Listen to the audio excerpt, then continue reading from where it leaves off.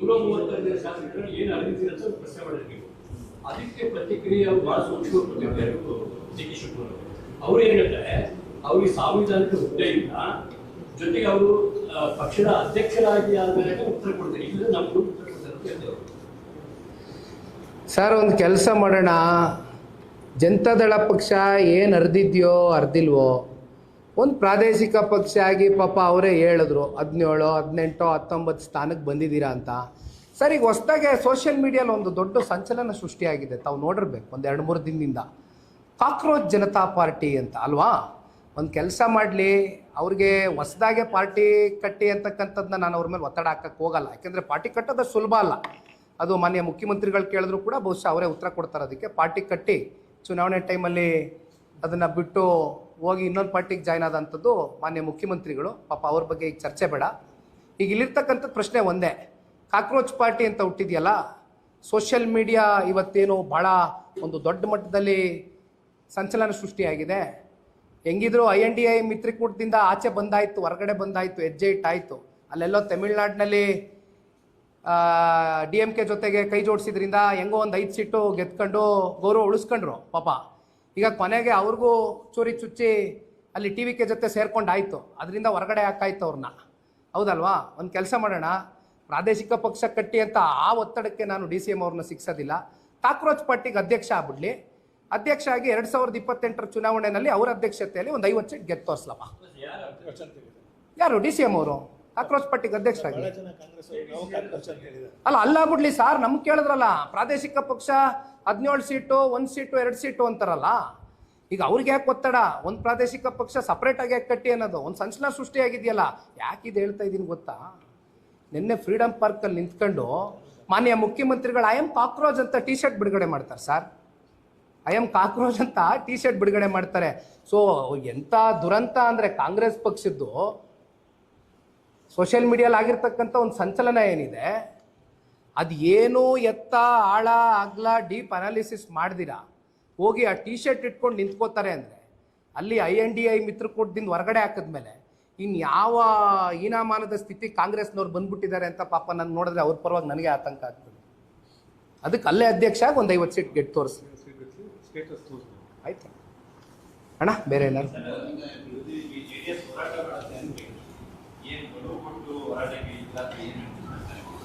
ಖಂಡಿತ ಗಡುವು ಕೊಟ್ಟು ಹೋರಾಟ ಮಾಡೇ ಮಾಡ್ತೀವಿ. ಇದು ರಾಜ್ಯಾದ್ಯಂತ ಎಲ್ಲ ಜಿಲ್ಲೆಗಳಲ್ಲೂ ಕೂಡ ಕರೆ ಕೊಡ್ತೀವಿ.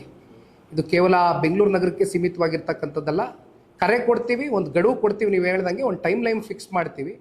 ಈ ಟೈಮ್ ಲೈನ್ ಒಳಗಡೆ ಸರ್ಕಾರ ಉತ್ತರ ಕೊಡದೆ ಹೋದರೆ ಉಗ್ರವಾದಂಥ ಹೋರಾಟ, ಪ್ರತಿಭಟನೆಗಳು ಜನತಾದಳ ಪಕ್ಷ ಮಾಡೇ ಮಾಡುತ್ತೆ, ಅನುಮಾನ ಇದೆ.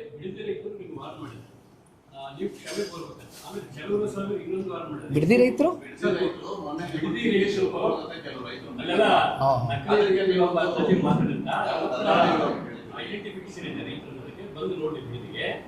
ಕ್ಷಮೆ ಕೋರ್ಬೇಕು ಅಂತ ನಿಮಗೆ ಒಂದು. ಎರಡನೇದು ಕುಮಾರಸ್ವಾಮಿ ಚಲುವಸ್ವಾಮಿ ನಿನ್ನೆ ಒಂದು ಚಾಲೆಂಜ್ ಮಾಡಿದ್ದಾರೆ, ಅಂದ್ರೆ ರೈತರು ಕ್ಷಮೆ ಕೋರ್ಬೇಕು. ಯಾಕಂದ್ರೆ ರೈತರ ಬಗ್ಗೆ ಬಹಳ ಅವರ ಆತ್ಮಹತ್ಯೆ, ರೈತರ ಆತ್ಮಹತ್ಯೆ ಬಗ್ಗೆ ಬಹಳ ಕೇವಲವಾಗಿ ಮಾತಾಡಿದಂತ ಚಲುವಸ್ವಾಮಿ ಕಾಮೆಂಟ್ ಮಾಡಿದ್ದಾರೆ.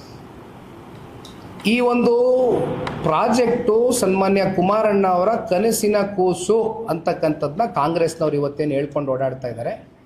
ಹೌದು, ಸತ್ಯ. ಈ ಪ್ರಾಜೆಕ್ಟು ಕುಮಾರಣ್ಣನ ಕನಸಿನ ಕೂಸೆ ಆಗಿತ್ತು. ಆದರೆ ಕೃಷ್ಣಾ ಕಚೇರಿಯಲ್ಲಿ ಸನ್ಮಾನ್ಯ ಕುಮಾರಣ್ಣ ಅವರು ಮುಖ್ಯಮಂತ್ರಿಗಳಾಗಿದ್ದಾಗ ರೈತ ಮುಖಂಡರು, ರೈತ ಮಹಿಳೆಯ ಮುಖಂಡರುಗಳು ಭಾಳ ಜನ ಬಿಡದಿ ಭಾಗದಿಂದ ಕುಮಾರಣ್ಣ ಅವ್ರನ್ನ 3 ಬಾರಿ ಭೇಟಿ ಮಾಡಿದ್ದಾರೆ ಕೃಷ್ಣ ಕಚೇರಿಯಲ್ಲಿ. ಆ 3ನೇ ಸಭೆಯಲ್ಲಿ ಕೂತು ಕುಮಾರಣ್ಣ ಅವರು ಸೌಹಾರ್ದಿತವಾಗಿ ಭೇಟಿ ಮಾಡಿದಾಗ ಅಂತಿಮವಾಗಿ ಕುಮಾರಣ್ಣ ಅವರು ಒಂದು ವಿಚಾರ ನಿನ್ನೆ ಅಲ್ಲ ಹಲವಾರು ಬಾರಿ ಹೇಳಿದ್ದಾರೆ. ನಿನ್ನೆ ನಾನು ಯಾವುದೋ ಒಂದು ಮಾಧ್ಯಮದಲ್ಲಿ ಒಬ್ಬ ರೈತ ಮುಖಂಡರು ಇದ್ರ ಬಗ್ಗೆ, ನಮ್ಮ ಬೈರ್ಮಂಗಲ ಕೆಂಚಗಾರನಹಳ್ಳಿಯಲ್ಲಿ ಇವತ್ತು ರೈತರು ಹಲವಾರು ದಿನದಿಂದ ಏನು ಪ್ರತಿಭಟನೆ ಮಾಡ್ತಾ ಇದ್ದಾರೆ, ಅವರು ಕೂಡ ಅದನ್ನು ಅಕ್ನಾಲೆಡ್ಜ್ ಮಾಡ್ತಾರೆ. ಅವರೇನು ಹೇಳ್ತಾರೆ, 3ನೇ ಸಭೆಗೆ ನಾನು ಬಂದ್ವಿ, ಅಲ್ಲಿ ಒಂದು ರೈತ ಮಹಿಳೆ, ನೋಡಪ್ಪ ನಮ್ಮ ಭಾವನೆಗಳು ಅಡಗಿದೆ ಇಲ್ಲಿ ಮುಖ್ಯಮಂತ್ರಿಗಳೇ, ಜೊತೆಯಲ್ಲಿ ನಮಗೆ ಮುಂದೆ ಏನು ಮಾಡಬೇಕು ಅಂತಕ್ಕಂಥ ದಿಕ್ಚೋರಿಸೋದಿಲ್ಲ. ದಯವಿಟ್ಟು ಅಕ್ವಿಸಿಷನ್ನ ಇಲ್ಲಿ ಕೈ ಬಿಡಿ, ಈ ಪ್ರಾಜೆಕ್ಟ್ನ ಕೈ ಬಿಡಿ ಅಂತ ಹೇಳಿದಂಥ ಸಂದರ್ಭದಲ್ಲಿ ಕುಮಾರಣ್ಣ ಅವರು ಸೌಜನ್ಯತೆ ಬೆಳೆಸ್ಕೊಂಡಿದ್ರು. ರೈತರು ಹೇಳ್ತಕ್ಕಂಥ ವಿಚಾರಗಳೇನಿತ್ತು ಅದನ್ನ ಸೂಕ್ಷ್ಮವಾಗಿ ಮಂದಟ್ ಮಾಡ್ಕೊಂಡು ಕುಮಾರಣ್ಣ ಅವರು ಆ ವಿಚಾರಕ್ಕೆ ಸಂಬಂಧಪಟ್ಟಂತೆ ಆ ಪ್ರಾಜೆಕ್ಟ್ನ ಡ್ರಾಪ್ ಮಾಡ್ತಕ್ಕಂಥದ್ದಕ್ಕೆ ಕುಮಾರಣ್ಣ ಅವರು ತೀರ್ಮಾನ ಮಾಡ್ತಾರೆ. ಆದರೆ ಇಲ್ಲಿ ಇದೇ ಮಾನ್ಯ DCM ಅವ್ರು ಏನು ಹೇಳ್ತಾರೆ ನೋಡಿ ಸಾರ್, ಇಲ್ಲಿ HDK ಪ್ರತಿಷ್ಠೆ ಪ್ರಶ್ನೆ ಅಲ್ಲ, ಪ್ರತಿಷ್ಠೆಗೆ ಹೋಗೋದು ಬೇಡ. ಇಲ್ಲಿ ಇರ್ತಕ್ಕಂಥದ್ದು ರೈತರ ಬದುಕಿನ ಜೊತೆ ಚೆಲ್ಲಾಟ ಆಡ್ತಕ್ಕಂಥದ್ದು ಬೇಡ. 80% ರೈತರು ಒಪ್ಕೊಬಿಟ್ಟಿದ್ದಾರೆ ಅಂತ DCM ಅವ್ರು ಏನು ಹೇಳ್ತಾರೆ, ರೈತರೇ ಇಲ್ಲ ರೀ ಅಲ್ಲಿ, ಯಾರು ಇದ್ದಾರೆ, ಕೃಷಿನೇ ಮಾಡ್ತಾ ಇಲ್ಲ ಅಲ್ಲಿ, ಯಾವ ರೈತರು ಇದ್ದಾರೆ ಅಂತಕ್ಕಂಥದ್ದು ಕೇಳಿದ್ದು DCM ಅವರು. DCM ಉತ್ತರ ಕೊಡ್ಬೇಕು ಅಲ್ಲಿ ಹೋಗ್ಬಿಟ್ಟು. ಬೈರ್ಮಂಗಳ, ಕೆಂಚಕಾರನಹಳ್ಳಿ, ಹೊಸೂರು, ಇನ್ನೊಂದು 8 ತಳ್ಳಿ ಭಾಗದಲ್ಲಿ ಏನು ರೈತರಿದ್ದಾರೆ, DCM ಅವರು ಏನಾದರೂ ಇವ್ರನ್ನ ಕನ್ಸಲ್ಟ್ ಮಾಡಿದಾರಾ, ಕನ್ಸಲ್ಟ್ ಅಕ್ವಿಸಿಷನ್ ಕೈ ಹಾಕಿದಾರಾ, ಅಧಿಕಾರಿಗಳೇನಾದ್ರು ಜಿಲ್ಲಾಡಳಿತ ಹೋಗಿ ಏನಾದರೂ ಹಳ್ಳಿಗಳಲ್ಲಿ ಸಭೆ ಮಾಡಿದಾರಾ ರೈತರ ಜೊತೆ, ಏನಪ್ಪ ಇದ್ರ ಮಾಡೋದ್ರಿಂದ ನಿಮ್ಗೆ ಒಪ್ಪಿಗೆ ಎಷ್ಟು ಜನ ಇದ್ದಾರೆ, ಎಷ್ಟು ಪರ್ಸೆಂಟೇಜ್ ಒಪ್ಕೋತೀರಿ, ಎಷ್ಟು ಜನ ಇದನ್ನು ವಿರೋಧಿಸ್ತೀರಿ ಅಂತ ಹೇಳಿದಾರಾ? ನಾನು ಮಾಡೇ ತಿರ್ತೀನಿ, ನನ್ನ ಪ್ರತಿಷ್ಠೆ ಪ್ರಶ್ನೆ, ರೈತರೇ ಇಲ್ಲ ಅಲ್ಲಿ, ಕೃಷಿ ಮಾಡ್ತಾ ಇರ್ತಕ್ಕಂಥವ್ರು ಯಾರೂ ಇಲ್ಲ. ಸರ್ ನಾನೊಂದು ಪ್ರಶ್ನೆ ಕೇಳ್ತೀನಿ, ಫಲವತ್ತಾದಂಥ ಜಮೀನು, ಫಲವತ್ತಾದಂಥ ಭೂಮಿ, ಒಂದು ವರ್ಷ ಇಡೀ ಮಳೆ ಆಗಲಿಲ್ಲ ಅಂದ್ರೂ ಹಸಿರುವಾಗಿರ್ತದೆ, ಹಸಿರು ಕ್ರಾಂತಿ ಇರ್ತಕ್ಕಂಥ ಜಿಲ್ಲೆ ನಮ್ಮದು. ನಾನು ಚಿಕ್ಕ ವಯಸ್ಸಿಂದ ಹುಟ್ಟು ಬೆಳೆದಿರ್ತಕ್ಕಂಥ ಜಾಗ ಅದು, ನಾನು ಕಣ್ಣಾರೆ ನೋಡ್ಕೊಂಡು ಬಂದಿದ್ದೀನಿ. ನೀವು ಅಕ್ವಿಸಿಷನ್ ಮಾಡಬೇಕಾ? ಬಂಜರ್ ಭೂಮಿ ಸಿಗೋದಿಲ್ವೇ? ಕೃಷಿಗೆ ಯೋಗ್ಯ ಇಲ್ಲದೆ ಇರ್ತಕ್ಕಂಥ ಭೂಮಿ ಹುಡ್ಕಕ್ಕಾಗೋದಿಲ್ವೇ? ಇದೇ ಬೇಕಾ ಜಮೀನು? ಆಯ್ತಪ್ಪ, KDBಯಿಂದ ನನಗಿರ್ತಕ್ಕಂಥ ಮಾಹಿತಿ ಪ್ರಕಾರ 1.5 ಲಕ್ಷಕ್ಕೂ ಹೆಚ್ಚು ಎಕರೆ ಅಕ್ವಿಸಿಷನ್ ಆಗಿದೆ. ಅಕ್ವಿಸಿಷನ್ ಆದ ನಂತರ ಅದರಲ್ಲಿ ಬಳಕೆ ಎಷ್ಟಾಗಿದೆ? ಕಮರ್ಷಿಯಲ್ ಪರ್ಪಸ್ಗೆ ಎಷ್ಟು ಯೂಸ್ ಮಾಡಿದ್ದೀರಿ? ಇಂಡಸ್ಟ್ರೀಸ್ನ ಎಷ್ಟು ತಗೊಂಬಂದಿದ್ದೀರಿ? ಎಷ್ಟು ಜನಕ್ಕೆ ಉದ್ಯೋಗ ಸೃಷ್ಟಿ ಮಾಡಿದ್ದೀರಿ? DCM ಹೇಳ್ತಾ ಇರ್ತಕ್ಕಂಥದ್ದೇನು, ಓಹೋ ವಿಷನ್ ಅಂತೆ, ಅವ್ರ ವಿಷನ್ನು ಹಿಂಗೆ ಬಂದುಬಿಟ್ರೆ ಅಲ್ಲೆಲ್ಲ ಉದ್ಯೋಗ ಬಂದ್ಬಿಡುತ್ತಂತೆ. ರೀ ನಾನೊಂದು ಮಾತು ಕೇಳ್ತೀನಿ ರೀ, ಒಂದು ಪ್ರಾದೇಶಿಕ ಪಕ್ಷದ ಒಬ್ಬ ಯುವ ಕಾರ್ಯಕರ್ತನಾಗಿ, ಒಂದು ಕೆಲಸ ಮಾಡ್ರಿ, ಸರ್ಕಾರ ನಿಮ್ಮದೇ ಅಲ್ವಾ ಇರೋದು, 50% ಸ್ಥಳೀಯರಿಗೆ ಉದ್ಯೋಗ ಅವಕಾಶ ಕಡ್ಡಾಯವಾಗಿ ಕೊಡಲೇಬೇಕು ಅಂತಕ್ಕಂಥ ಒಂದು ಕಾನೂನು ತಗೊಂಬನ್ರಿ ಸರ್ಕಾರದ ಕಡೆಯಿಂದ. ಈಗಿರ್ತಕ್ಕಂಥ ಹಲವಾರು ಕಂಪ್ನಿಗಳಿದೆ, ಖಾಸಗಿ ಕಂಪ್ನಿಗಳು, ನಾನು ಹೆಸರು ಹೇಳಕ್ಕೆ ಹೋಗೋದಿಲ್ಲ. ಎಲ್ಲ ಸುತ್ತಮುತ್ತ ಇರೋವಂಥ ನಮ್ಮ ರಾಮನಗರ ಜಿಲ್ಲೆ ಹುಡುಗರುಗಳ ಪರಿಸ್ಥಿತಿ ಏನಾಗಿದೆ ಗೊತ್ತಾ? ದಿನ ಬೆಳಗ್ಗೆ ಇದ್ರೆ ಏನು ಹೇಳ್ತಾರೆ ಗೊತ್ತಾ? ಬಂದು ಅಣ್ಣ 1 ವರ್ಷಕ್ಕೆ ಲೀಸ್ ಬೇಸಿಸಿಗೆ ತಗೊಂಡಿದ್ರು, ಟೆಂಪ್ರವರಿ ಬೇಸಿಸು, ಈಗ ಕಿತ್ತಾಕ್ತೀನಿ ಅಂತಾರೆ, ಎದುರಿಸ್ತಾರೆ, ನಾವೇನು ತಪ್ಪು ಮಾಡಿಲ್ಲ, ದಯವಿಟ್ಟು ಪರ್ಮನೆಂಟ್ ಮಾಡಿಸ್ಕೊಡಿ ಅಂತ ಬರ್ತಾರಲ್ಲ. ಇಷ್ಟೆಲ್ಲ ಮಾತಾಡೋ DCM ಪರ್ಮನೆಂಟ್ ಮಾಡಿಸ್ಕೊಡಕ್ಕೆ ಕೇಳ್ರಿ. 50% ಸ್ಥಳೀಯರಿಗೆ ಉದ್ಯೋಗ ಕೊಡಲೇಬೇಕು ಅಂತಕ್ಕಂಥ ಕಡ್ಡಾಯ ಒಂದು ಕಾನೂನು ತಗೋಬರಕ್ಕೆ ಕೇಳ್ರಿ. ಸರ್ಕಾರ 136 ಅಲ್ರಿ, ನಮ್ಮ ಥರ ಸಮ್ಮಿಶ್ರ ಸರ್ಕಾರದ ಒತ್ತಡಗಳಿತ್ತ ಪಾಪ ಮುಖ್ಯಮಂತ್ರಿಗಳಿಗೆ, ಉಪಮುಖ್ಯಮಂತ್ರಿಗಳಿಗೆ. ಏನು ಮಾತಾಡ್ತಾರೆ? ಸೌಜನ್ಯತೆ ಇದೆಯಾ ಅವ್ರಿಗೆ? ರೈತರ ಜೊತೆ ಕೂತ್ಕೊಂಡು ಒಂದು ಸಭೆ ಮಾಡಿದಾರಾ? ಯಾವ ಸಭೆ ಅದು? ಮೊನ್ನೆ ಮಾಡಿದ ಸಭೆ. ಅಣ್ಣ ಒಂದು ಕೆಲಸ ಮಾಡೋಣ, ಉಪಮುಖ್ಯಮಂತ್ರಿಗಳಿಗೆ ಏನಾದರೂ ಸಮಯ ಇದ್ದರೆ, ಉಪಮುಖ್ಯಮಂತ್ರಿಗಳಿಗೆ ಏನಾದರೂ ನಿಜವಾದಂಥ ಕಾಳಜಿ ನಮ್ಮ ರೈತರ ಪರವಾಗಿದ್ದರೆ ದಯವಿಟ್ಟು ಹಳ್ಳಿಗಳಿಗೆ ಒಂದ್ಸಲಿ ಬರಲಿ. ನಿಖಿಲ್ ಕುಮಾರಸ್ವಾಮಿ ಟೈಮ್ ಕೊಡ್ತಾನೆ, ಕಾಮನ್ ಮ್ಯಾನ್ ಆಗಿ, ನನಗೆ ಆ ಹುದ್ದೆ ಬೇಕಾಗಿಲ್ಲ. ಕಾಮನ್ ಮ್ಯಾನ್ ಆಗಿ, ಒಬ್ಬ ಕನ್ನಡಿಗನಾಗಿ, ಆ ಜಿಲ್ಲೆಯ ಒಬ್ಬ ಮಗನಾಗಿ ಹುಟ್ಟಿಲ್ಲ ನಾನಲ್ಲಿ, ಆದರೆ ಭಾವನೆಗಳಿದೆ ರಾಮನಗರ ಜಿಲ್ಲೆ ಜನತೆ ಜೊತೆ. ನಾ ಬರ್ತೀನಿ, ಟೈಮ್ ಫಿಕ್ಸ್ ಮಾಡ್ತಾರ DCM ಅವರು, ಬರ್ತಾರ, ಸೌಹಾರ್ದಿತವಾಗಿ ರೈತರನ್ನೆಲ್ಲ ಹಳ್ಳಿಗಳಿಗೆ ಹೋಗೋಣ, ಭೇಟಿ ಮಾಡೋಣ, ಕೇಳೋಣ, ಅವ್ರ ಕನ್ಸೆಂಟ್ ಅಕ್ವಿಸಿಷನ್ ತಗೊಳ್ಳೋಣ, ಬರ್ತಾರ, ನಾನು ರೆಡಿ ಇದ್ದೀನಿ. ಇನ್ನೇನು ಮಾತಾಡ್ತೀನಿ ಸರ್? 1 ನಿಮಿಷ ಹೇಳ್ತೀನಿ ಕೇಳಿ ಸರ್. ಕುಮಾರಸ್ವಾಮಿ ಅವ್ರಿಗೆ ಚಾಲೆಂಜ್ ಮಾಡೋದಿರಲಿ, ರೈತರಿಗೆ ಉತ್ತರ ಕೊಡಬೇಕು, ಸಮಸ್ಯೆ ಉದ್ಭವ ಆಗಿರೋದಿರಲಿ. ಕುಮಾರಸ್ವಾಮಿ ಅವ್ರು ಯಾಕೆ ಚರ್ಚೆ ಮಾಡ್ತಾ ಇದ್ದಾರೆ? ರೈತರ ಪರವಾಗಿ ಚರ್ಚೆ ಮಾಡ್ತಾ ಇದ್ದಾರೆ. ನಾನು ಹೇಳ್ತಾ ಇರೋದೇನು, ನಡೀರಿ ರೈತರ ಸಂಕಷ್ಟ ಕೇಳೋಣ, ಆಲ್ಸೋಣ. ಏನು ಪ್ರಪಂಚ ಮುಳುಗೋಗಲ್ಲ. DCM ಕುರ್ಚಿ ಇನ್ನೂ 2 ವರ್ಷ ಇರ್ತದೆ.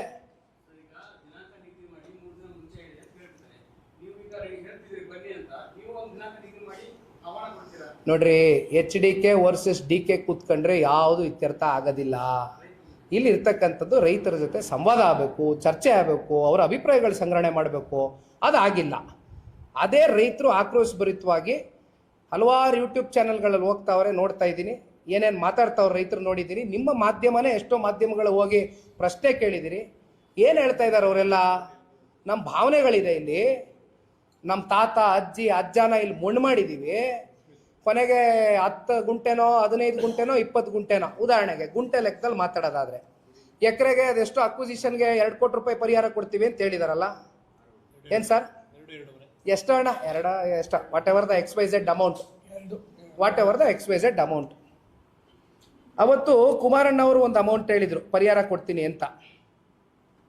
ಅವತ್ತಿನ ಲೆಕ್ಕಾಚಾರಕ್ಕೆ ಅದಾದ ಮೇಲೆ ಮೊದಲನೇ ಬಾರಿ ರಾಜ್ಯದಲ್ಲಿ ಸಿದ್ದರಾಮಣ್ಣ ಅವ್ರ ಸರ್ಕಾರ 13-18 ಮಧ್ಯೆ ಬಂದಾಗ ಇದೇ ಈಗಲ್ಟನ್ ಇಶ್ಯೂ ಕುಮಾರಣ್ಣ ಅವರು 16 ಬಾರಿ ಹೇಳಿದ್ದಾರೆ. ಅವ್ರನ್ನ ಟಾರ್ಗೆಟ್ ಮಾಡ್ಕೊಂಡು ಕ್ಯಾಬಿನೆಟಲ್ಲಿ ನೀವೇ ತಾನೇ ಹೊರಡಿಸಿದ್ದು, ಎಷ್ಟು ಕಟ್ಟಿದ್ರಪ್ಪ ಅವತ್ತು, ಎಷ್ಟು ಹೇಳಿದ್ರಪ್ಪ ಕಟ್ಟಿ ಅಂತ ಈಗಲ್ಟನ್ಗೆ 13-18ರಲ್ಲಿ 12 ಕೋಟಿ ಒಂದು ಎಕರೆಗೆ.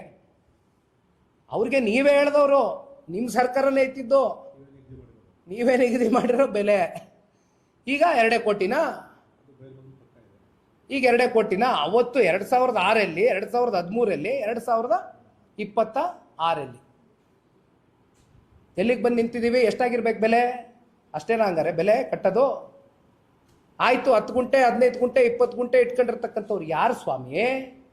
ಸಣ್ಣ ರೈತರು ಕಣ್ರಿ, ಹೈನುಗಾರಿಕೆ ಮಾಡ್ಕೊಂಡು, ಹಸ ಸಾಕೊಂಡು, ಕರ ಸಾಕೊಂಡು, ಮೇಕೆ ಸಾಕೊಂಡು ಹೆಂಗೋ ಕನಿಷ್ಠ ಪಕ್ಷ ಗೌರವಿತವಾಗಾದ್ರೂ ಬದುಕ್ತಾವ್ರೆ. ಬಿಟ್ಬಿಡಿ ಬದುಕಕ್ಕೆ.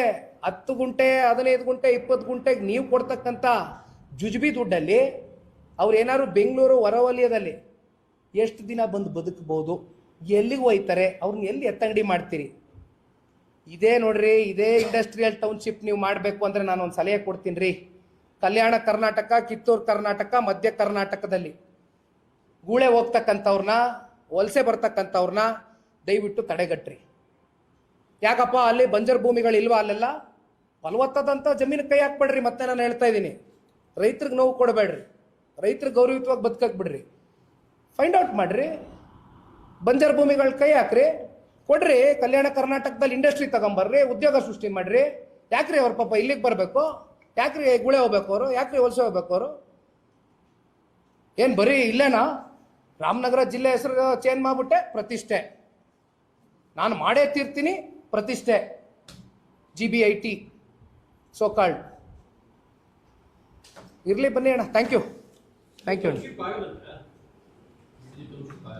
ಅಲ್ಲಿ ರೈತರು ತೀರ್ಮಾನ ಮಾಡ್ಬೇಕಲ್ಲ. ಇಲ್ಲಿ 40 ಜನ ಕರ್ಸಿ ಮಾತಾಡೋದು ಬೇಡ, ಅಲ್ಲಿ ಹಳ್ಳಿಗಳಿಗೆ ಹೋಗೋಣ ನಡೀರಿ, ಮಾತಾಡೋದ್ನಲ್ಲ. Thank you.